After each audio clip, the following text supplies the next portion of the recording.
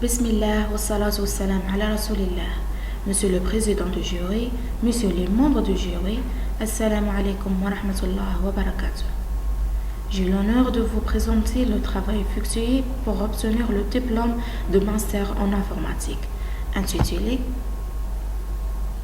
Réalisation d'un système d'identification des maladies à partir des dossiers médicaux électroniques, présenté par moi et encadré par Dr Elmir Youssef.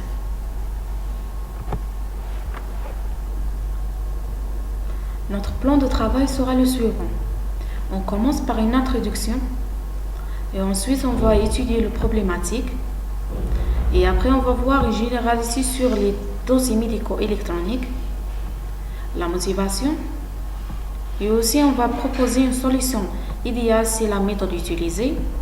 Et sur l'étape suivante, on va voir l'application. On va discuter le résultat de notre application et on termine par une conclusion et travaux futurs.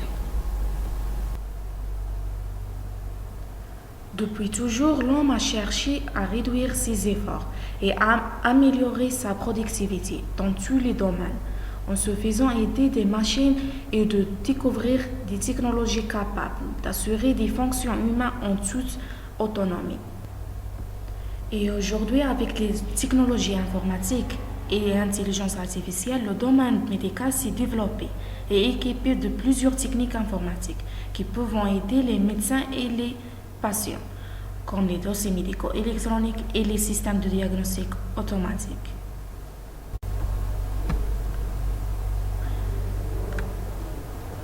Les deux problèmes principaux de ce projet, c'est comment utiliser l'intelligence artificielle pour réaliser de ce type de système de diagnostic et comment nous pouvons appliquer le diagnostic choisi pour la classification sur une base de données réelle.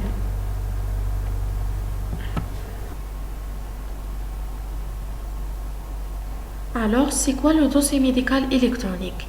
Il existe deux versions, version papier et électronique. Papier est un ensemble de documents physiques qui retracent des épisodes ayant effectué la santé de cette personne, comme lettres, notes, comptes rendus et résultats de laboratoire et films radiologiques. Et version électronique. C'est une version électronique du dossier médical en papier et plus développé. C'est un dossier virtuel accessible en ligne qui centralise les données médicales du patient.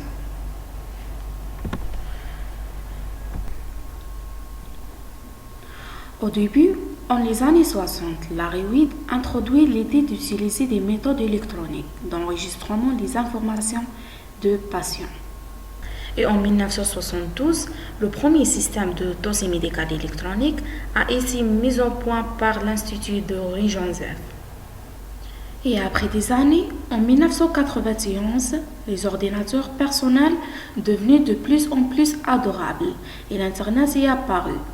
L'Institut de médecins a fait valoir que d'ici l'année de 2000, chaque cabinet médical devrait utiliser des ordinateurs dans son cabinet afin d'améliorer les soins aux patients.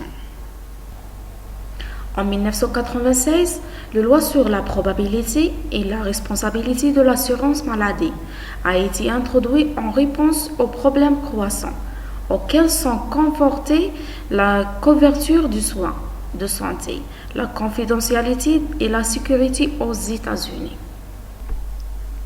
Et aujourd'hui, la plupart d'hôpitaux et les cliniques privées et aussi les laboratoires d'analyse biologique utilisent les dossiers médicaux électroniques de manière officielle et organisée. Le dossier médical électronique, il compose des informations personnelles du patient, comme l'âge, nom et prénom et sexe, poids et la taille. Des informations sur les visites et les rencontres, comme le type de visite, rencontre, date et heure. Des informations recueillies concernant la maladie et l'état de santé du patient, symptômes, signes et résultats des analyses biologiques. Des décisions et plans immédiats et à long terme, diagnostic, plan de traitement.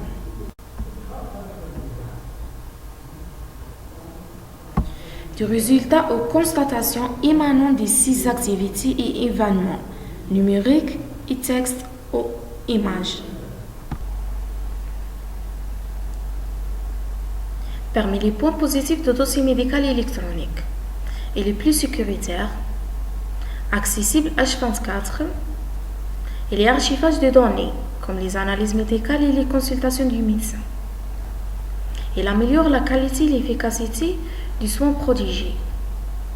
Les médecins et les infirmières peuvent facilement accéder aux informations personnelles et médicales du patient en cas d'urgence. Réduire le nombre d'analyses redondantes qui sont commandées. Il améliore la sécurité des patients en réduisant le nombre de cas ou se produisant des réactions indésirables à un médicament. La plupart des analyses médicales contiennent des résultats basés sur des normes biologiques qui n'ont pas donné un diagnostic général. C'est pourquoi le patient est obligé pour obtenir leur diagnostic de se rendre chez le médecin, de se parcourir une distance et de payer le coût de la visite chez le médecin. C'est ce que nous a proposé un système de diagnostic à l'aide des dossiers médicaux électroniques qui donne un diagnostic similaire au diagnostic d'un médecin, aider les patients à connaître facilement le diagnostic de leur analyse et aider les médecins à prendre une décision correcte. Souvent, la solution idéale à ce type de problématique, le système de diagnostic, consiste à utiliser la technologie de l'intelligence artificielle, l'apprentissage automatique. Dans notre projet, nous avons proposé d'utiliser l'algorithme de classification des cas plus proches voisines pour classifier les maladies selon des analyses médicales.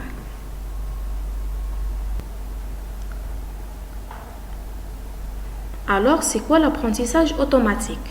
C'est une branche de l'intelligence artificielle basée sur l'idée que le système prend un modèle à partir d'une base de données à grande échelle en utilisant des outils probabilistes et statiques et on prend des décisions ou prévisions sur les nouvelles données. Consiste à programmer des algorithmes permettant d'apprendre automatiquement à partir des données et des expériences passées ou par interaction avec l'environnement. Il existe plusieurs types d'apprentissage automatique. Parmi ces types, l'apprentissage supervisé, c'est la classification et les régressions, et l'apprentissage non supervisé, segmentation et association.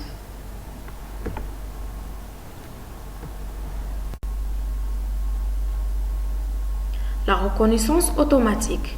Il existe différentes méthodes de la reconnaissance des maladies. Parmi ces maladies, la classification automatique ou supervisée et la catégorisation algorithmique d'objets. Elle consiste à attribuer une classe ou catégorie à chaque objet à classer en se basant sur des données statiques. Elle fait couramment appel à l'apprentissage automatique et largement utilisée en reconnaissance de forme. Il existe deux types de classification supervisée. La classification binaire, dans le cas où les étiquettes sont binaires. Classification multiclasse, dans le cas où les étiquettes sont discrètes, c'est-à-dire plusieurs classes.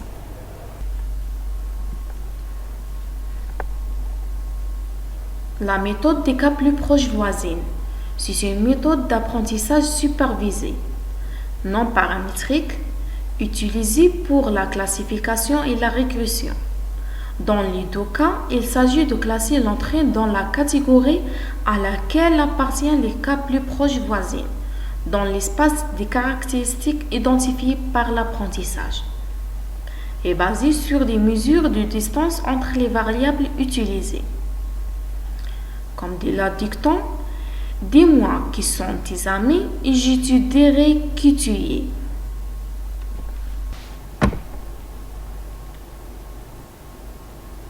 Le principe de cet algorithme est très simple. On lui fournit seulement une base de données, c'est un ensemble de données. Notre base de données, c'est un ensemble des analyses médicales. Elle contient des résultats et des valeurs biologiques et aussi des consultations du médecin. Et aussi une fonction de distance. On choisit la distance euclidienne pour calculer la distance entre les vecteurs d'apprentissage et le vecteur du test. Et définir par la racine de xp moins up tous au carré. Et on lui fournit un entier k. Le paramètre k doit être déterminé par l'utilisateur. Il vaut mieux de choisir k impair pour éviter les votes égalitaires. K grand, moins sensible au bruit, une grande base d'apprentissage permet une plus grande valeur de k. K petit, rendre mieux compte de structures fines est nécessaire pour des petites bases d'apprentissage. Parmi les avantages de la méthode des cas plus proches voisines, c'est un apprentissage rapide, méthode facile à comprendre et efficace si les données sont larges et incomplètes, et robuste envers des données bruitées, et polyvalent. Il peut être utilisé pour la classification, la régression et la recherche d'informations.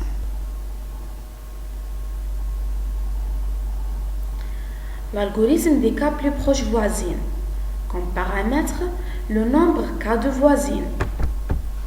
Données, base d'apprentissage, sous forme un vecteur des valeurs avec leur classe, xgtrain.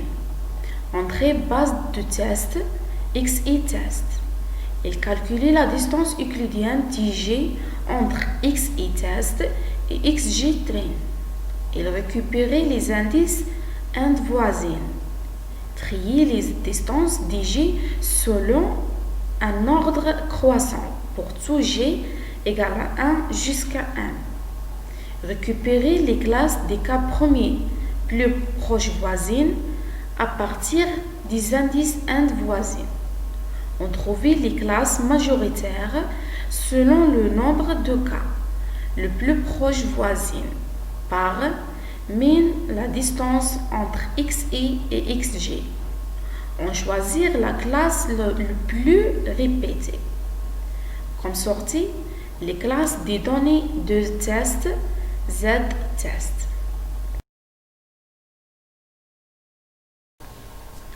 Voilà notre application. Nous avons adopté une interface simple et facile à comprendre.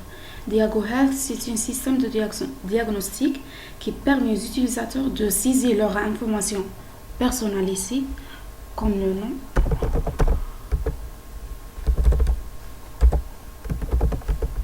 prénom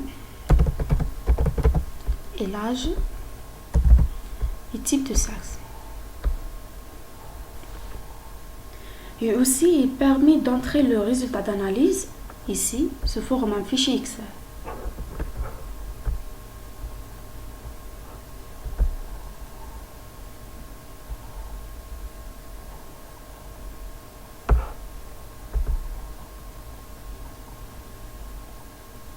Voilà l'analyse. Tapez sur afficher le résultat.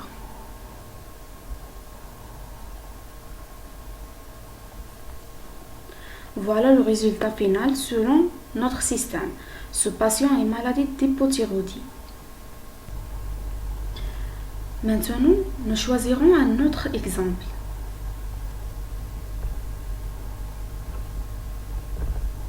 Toujours un fichier Excel. Voilà le résultat d'analyse du patient.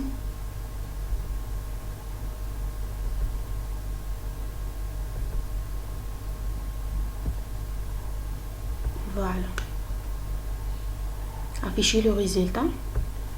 Voilà le résultat final. Selon notre système, ce patient souffre d'anémie. Avec les mêmes étapes, nous choisirons un autre exemple. Toujours entrer l'analyse.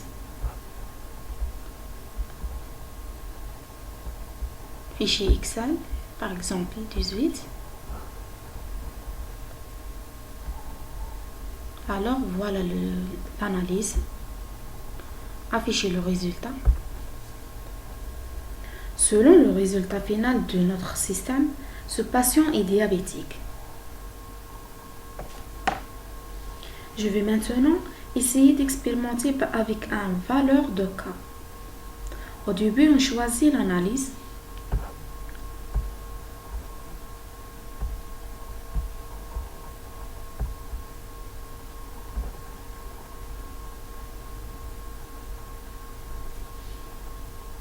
Entrez la valeur de K ici, par exemple 3, et tapez sur calculer K pour afficher le résultat final. Voilà le résultat final, selon le K égale à 3. Et ici, il s'affiche les 3 résultats les plus proches voisins du test. Le processus de notre projet, c'est collection les données, dossier médical électronique, préparation les données, c'est-à-dire traiter les données, implémentation de l'algorithme. Nous avons implémenté notre algorithme avec le logiciel MATLAB 2019. L'expérimentation avec une base de données, base d'apprentissage et base de test. Et à la fin, la validation de notre système avec un médecin. On a utilisé 159 analyses médicales, 115 pour la base d'apprentissage et le reste pour la base de test. Voilà notre base de données. Elle compose des valeurs des analyses plus que 50 composants et aussi des consultations de médecine. Nous avons consulté 2 médecins généralistes pour donner une décision sur les résultats des analyses. Dr Abzou Zeynab et Dr Massika Mariam.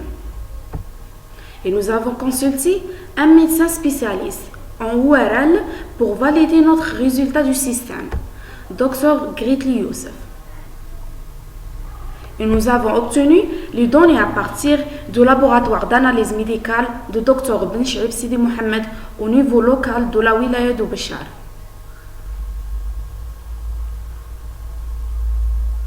On a testé le système sur 44 échantillons aléatoires sélectionnés à partir des données de test. On a utilisé la classification multiclasse. Nous allons évaluer notre système avec taux de classification, c'est le nombre de patients bien classés sur le nombre total de patients classés. Voilà notre résultat du système. Quand nous avons utilisé le K égale à 1, le pourcentage c'est 43,18%. Et K égale à 3, c'est 27,27%. K égale à 5 et 7 et 9, le pourcentage c'est 25. Nous comprenons à partir du tableau que l'on a plus intérêt à garder K petit. Et le meilleur temps de classification, c'est que nous avons utilisé K égale à 1. On peut conclure que notre système ne souffre pas de problèmes de sous-apprentissage, sauf il souffrait des problèmes suivants. La taille de notre base de données est petite pour appliquer la technique de la classification multiclasse. L'existence des vides dans les analyses à cause de l'absence de certains composants biologiques dans certaines analyses.